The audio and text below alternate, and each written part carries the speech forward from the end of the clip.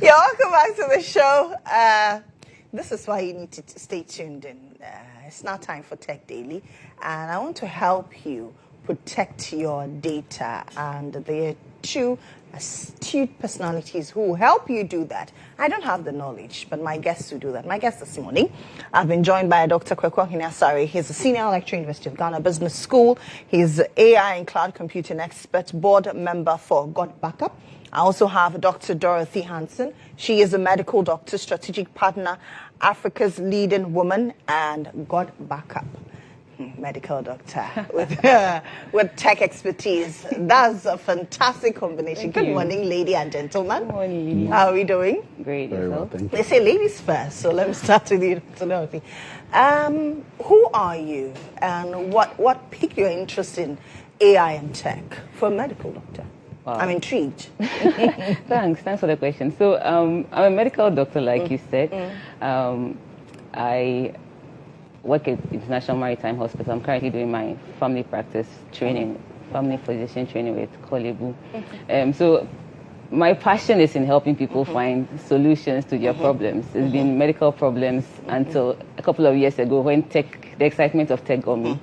So I've gotten a new passion and have become an advocate for helping people secure their data. Data protection has become no longer a luxury, it's become an essential thing, and helping people find solutions against data loss. I mean, that's wires into me. Helping people find solutions to their medical problems has been the new thing I've been into, because currently data loss is on a high. As much as we are creating loads and loads of data, the stat says we are creating approximately, I think, 402 million terabytes every single day from these devices. And the need to protect it cannot be underestimated. It's become the story of the day. And helping people to find solutions to medical problems, helping people to find solutions to data problems has become my new passion. That's how come I've gotten into data story now. We'll talk about Gotbackup. We'll talk about it. But, Azania, sorry, you are a senior lecturer, business school, and then you have expertise in AI and technology. What got you interested in AI, and how have you been able to infuse that with lecturing, especially at the business school? Well, AI is around us. It's been around us since 1956. It's been there. The thing is that it's gone quiet until quite recently. And if you look at the way the world is going, if you just type into Google, what are the best industries, the high-performing industries in the world? They are all into technology. Sure. Now, the top 10 companies, 8 of them are into technology. And all of them are using AI. Artificial intelligence is the new electricity right now in the world. And any company in the world that is not honed onto that will die off in a couple of times. I mean, it happened when the iPhone technology and the touch technology came. And Nokia was just bluffing. They didn't want to go into it. Okay, Ericsson was bluffing. They didn't want to go into it. Today, they are extinct. And that is what is going to happen. It's going to just exit a lot of companies out if they don't glue themselves with AI and data. And I have to say data because AI depends on data. 100% of AI is data. And when we say data, we are not talking about internet data. We are talking about your pictures, the videos, the documents, the registry files, all of those things. That is the data. Now, these days, many people are using that data in everything. And the technology world know that. That is why Google is championing things. That is why Amazon is leading things. That is why Facebook, all of them are dealing with AI. And so we saw that, no, we need to institute AI into our department. And so we brought it into, and you see, AI, when it's connected to business, it flourishes. And people think it's tech. No, it's business. That's how I want people to understand. Okay. It's not just tech thing. It's business. We are running with it. It's in our palm, and we are dealing with it. So the Business School instituted multiple master's degrees in MSCs, in data analytics, artificial intelligence, business intelligence, and all of these are running. Now we have undergraduate and PhD courses as well. And have we been able to, as a country, since you're running these courses, hone, like you mentioned, hone into AI and be able to make better use for the country? Not yet, because it takes time. Even in America and Europe, they are now really getting their grips on it. So that is why we need this advocacy. Okay. We need people to know that anybody can go into AI. In fact, they are already into AI, just that they don't know they are into AI. Because as long as you are using, smartphone, and you are dealing with the data of pictures or videos or any sort, that is AI for you. And so you got to know how it is working, how you can even benefit from it. In fact, you got to even know how you can benefit emotionally, financially, and everythly from it. Because we use AI, we use data when we are dealing with internet, WhatsApp. Okay? We use it when COVID-19 came. Everybody was doing meetings on Zoom. True. And AI drives this. Okay, data drives this. Okay, whatever is happening in this studio, you keep some of them. You store. That is data. That is AI. So data engineering is really growing at a fast speed, and it's important that everybody understand what it is. It is not too tech like people think. It's not. It is very relaxed. It's very relaxed. That is the whole idea. Mr. Hansen, he says it's very relaxed. For you as a medical professional, how has it helped you, especially when patients coming, their history, you cannot trace it? How has it helped you? And how do we make sure that we use it adequately to better our healthcare service delivery? So, thanks a lot. In health delivery, healthcare itself is information. Sure. We cannot do anything without information. And if information is lost in healthcare, it's actually a risk to the patient because it interrupts the care, the continuity of the care. They may have to perhaps repeat labs they have already done, and it's just a whole burden. And we can't we can't do without it because now with where we are going, with healthcare even, access to information, new development, trends, it all holds on data. And data storage is what will help us make proper decisions for our patients if we have enough information that is being gathered. Currently, I think we have had some challenges with our health information systems recently, and it has actually brought in some blocks in delivering care. So we can't do without health data for now and even in the future, because if you're able to collect enough data currently, we can even predict what's going to happen in the next few years, because in our circles, we don't even have enough data in Africa, even in Ghana. So, and we are seeing a lot of non-communicable diseases, and these are diseases that are lifestyle related. They run in families. What are the trends in Ghana? What are the trends in Africa? What can we do to prevent them from even getting to the stage that it gets complicated in helping the next person? So I think when it comes to healthcare, we should collect even much more data, and the security and privacy of it is even more important. Because when it comes to collecting data, most people are worried that whether everybody has access to it, but there are, should I say, laws that protect the data that we handle. And if it's collected efficiently and we analyze it well, we could actually use it to help the population and even project into the future of healthcare in Ghana and even beyond. Because in the Western world, most of the projections we are getting, most of the things that we hang on to make our decisions here, is based on decades of data that has been generated on that part of the world. But on our side, we're still not doing much. And it's essential. We should all start it now, even than later. Because with AI coming in, you can only imagine how many solutions those systems can help us make, rather than having to go through long processes to generate information over and again. So, you say that as a medical professional, you thrive on information. Yeah. Have you had real-life instances where a patient comes before you, the information is lost? What do you do? So it's quite a headache for you and for the patients, because for the patients, they expect that when they come, everything is there. They don't have to go over the story again. Their decision to even come to you mostly hangs on the fact that they know when they come to you, you have everything about them. You know their history, you know their medications, you know their problems, you know what works for them, you know what medications that they react to, you know their story. So it's quite frustrating when they come and there's nothing. You have to start afresh. And sometimes you have to go through having to repeat things that have already been done. It delays decisions. It delays the continuity of the care. So I think it's a two-way for both the patients and for the health personnel. It just delays care. And in emergency situations, it's even worse because those are split-second decisions that have to be made. And without the medical information, we just spend time going in circles trying to make an efficient decision that could have been made just by referring to data that has been collected on that one patient. And also, just even beyond the individual patient, for certain institutions, having enough data stored also puts you at a credible place because your patients know that when they walk into you, they're going to get everything without any system issues. And I think facilities who have gotten onto online electronic healthcare systems are doing much better than having to do the paper that is now being phased out. I think most people are switching to electronic health systems because it makes our work more efficient.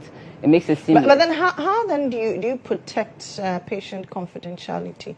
So I think generally there are laws. I think even in Ghana we have the Data Protection Act which protects the laws and protects the patient's data. And then the systems and platforms have encryption. These encryptions ensure that at the user's end and at the service provider's end, nobody sees the data. There are protocols and accesses given to people who can access the data. So as long as you're on a secure platform that is encrypted end to end and has those additional protocols, I think there are some things that are called zero knowledge privacy. There are other security protocols. I think Gotbackup has quite a number of them that ensure that once your data is being uploaded on our platform for your health records, nobody has access to it except those authorized people.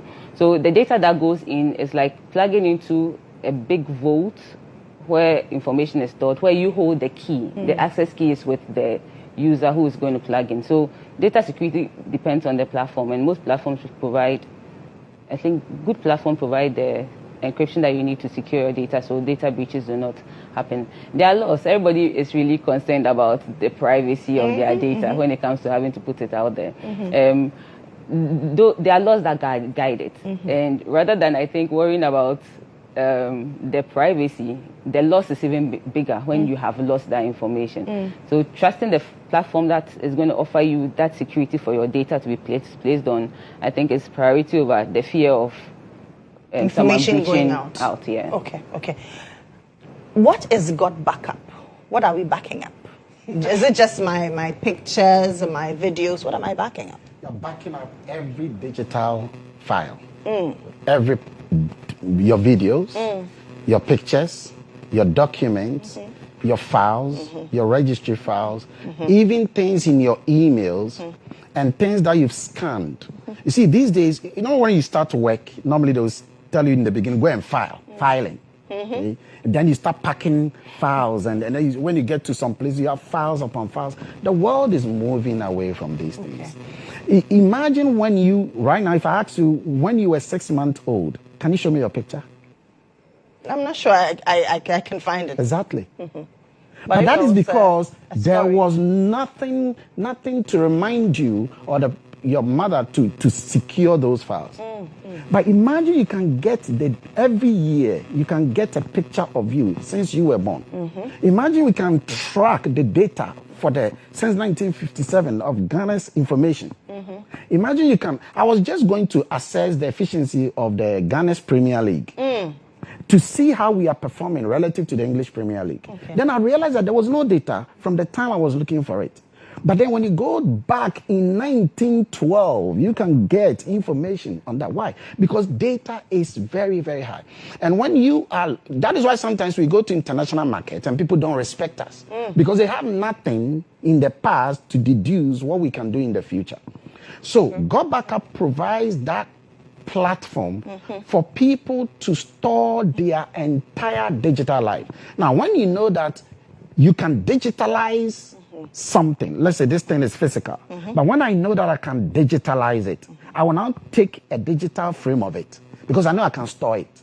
Now I know there's a storage capacity there. So I can so you will start taking digital information all the time because you know there's a storage for such things. Gotbackup provides that. But it doesn't just provide a cloud storage. It's a whole collaboration. See, like the way Dropbox is, it goes beyond that. It goes beyond the collaboration of that and allows you to speak to your document if you are even dealing with documents. You can speak to your document and allow the document to type things for you in the language that you prefer at any time. And then you can tell the document to read itself to you whilst you do other things. And you can be talking to somebody. You can have someone even in China who is speaking Chinese. You can't speak Chinese, but then the information he's speaking in Chinese is written automatically in Chi for you. Really? Yeah. And then you can now read that in Chi because the artificial intelligence has integrated that collaborative element.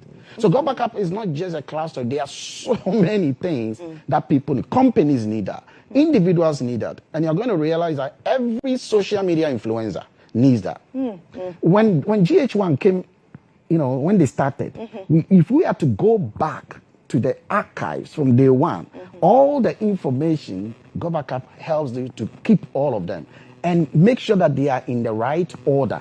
And this is in the cloud, so you don't need to worry yourself. Already we are data protected.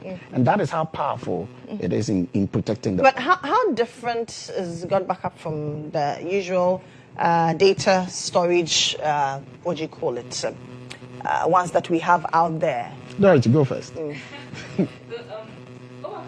Just like the other cloud storage services, but Gotbackup is more. It offers more space, it offers more flexibility. Let me just break that down.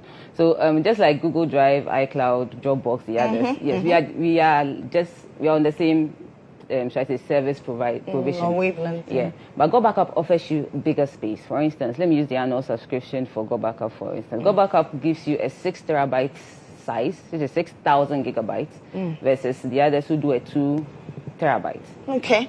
And then operating systems. iCloud works on only Apple devices, Mac, MacBook, iPhone. That's where iCloud works. Google Drive works on the Android devices. Gotbackup works on all devices. It works on Android, it works on Mac, it works on Windows laptops, it works on MacBooks. In addition to that, Gotbackup does not only back up files for laptop devices, it backs up to the C drive of your device, which is the entire operating system your laptop works on, so that if your laptop should crash within an hour of you working, you should be able to get your information back to the hour. Gotbackup, in addition, on laptops also, that's what we call hourly incremental backups. So rather than waiting for you to load things at a go, every hour the system scans your machine and ensures your information is being backed up. The price points, I won't even talk about it here, we'll talk about it later. It's more cost effective than our competitors do. Okay. And it's a set and forget system. So once you have set it up on your tablet, your phone, just forget. So it means that it's compatible with any device? Any device. Okay. Any device. Gives you more space than the others do. And you can use it on multiple devices. So it's not fixed to one device. If I have 5 phones, 2 laptops, I just, with the same account, install Gotbackup and all of them. It will back up all my phones with that single one account. And I don't know which other service gives you that kind of peace of mind with digital storage. So that in the event anything happens to any of your devices at any point in time, when it comes to data loss, it's mostly an accidental thing. Nobody plans the day that is going to happen. It just happens, and within a split second, years of work, decades of memories, it's just gone. It's gone. Okay, let me take a break here. When I come back, you tell us more about why I need Gotbackup for my personal use, for companies, and even for students out there, because you're a lecturer. We are back shortly. Let's still continue our conversation on technology and why we need to back up. That's why Gotbackup is here. Sorry. We were talking about the essence of why Gotbackup, you put it together, and why people need to back up their data. Because, I take pictures, if I lose it, and then what? Yeah. Why do I need to back up my data? Well, we need to back up our data, and sometimes you don't know what you have until it's lost. Sure. We always say that. 2 months ago, I was in London. I was just going to the Canadian Embassy. I was just holding my phone. And whilst holding my phone to Google where I'm going, somebody snatched my phone from my hand. Okay. And whilst I tried to chase the person, my other phone from my pocket also fell. Oh. And I lost both phones. Everything I have is my phone. You see, you have your bank account information. You have so many things on your phone. You have stored information. But because I also always back them up into the cloud, even though I was a bit sad, I was happy because I just turned on my Gotbackup. I got a new phone and everything was back as if it's not lost. Data is oil. Data is oil, whether it is pictures or videos or documents. You see, you don't know until it's gone. It's gone. My laptop just crashed last week, okay, because I have two. One